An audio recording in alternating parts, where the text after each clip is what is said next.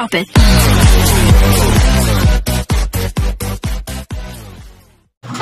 Good day mga ka-sports natin dyan. Harapan nga ng F2 Logistics versus Green Lane Cool Smashers. Umiinit sa set 1 pa lamang. Bagamat mga ka-sports natin dyan, alam natin na talagang lamang ang Green Lane Cool Smashers pagdating nga sa salpukan na ito sapagkat wala ngang KKD at wala nga ang magaling rin na si Myla Pablo. Kung kaya nga ngayon mga ka-sports natin dyan ay hindi na talaga tayo magtataka kung bakit nga na mauungusan talaga ng Creamline ang F2 at pero hindi naman natin sinasabi na kinakailangan talagang tambakan naman nila, kailangan lumaban ng F2, pero kitang-kita natin sa labanan na ito na talagang mahina ngayon ng F2 at ibang-iba na sila, hindi gaya noon.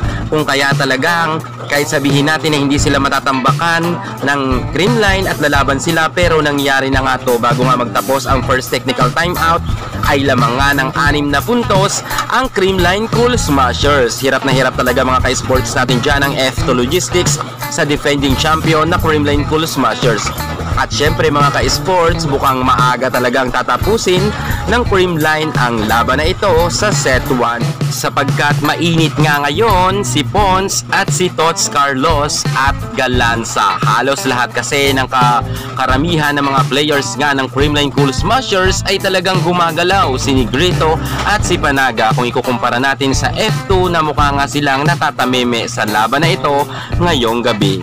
At dahil nga sa kalamangan ng Creamline Cool Smashers ay ipinasok na nga ng F2 Logistics ang kanilang star players na si Myla Pablo, kung saan nga mga ka-sports natin dyan ay okay naman ang laro ni Myla Pablo, pero syempre hindi talaga nila kakayanin ang Creamline Cool Smashers sapagkat iba talaga ngayon ang angking kagalingan ng nasabi natin mga players ng Creamline. Lahat ngayon ng Creamline ay talagang palaban at ayaw nga talaga nilang makadikit lamang ang score ng F2 Logistics. Nagtuloy-tuloy talaga ang swerte ng Creamline Cool Smashers, kung saan talaga mga ka-sports natin dyan, masasabi ko talaga na talagang hirap na hirap talaga ang nasabi nating F2 Logistics. Sila nga ang reyna nga pagdating sa PSL, pero dito nga sa PVL ay mukha talagang hindi sila makapalagpalag nga sa reyna rin ng PVL. Walang iba kundi ang Creamline Cool Smashers. Nagtapos nga mga ka-sports natin dyan ang kanilang score sa 19 at 25. Grabe, natambakan talaga dito mga ka-sports natin dyan.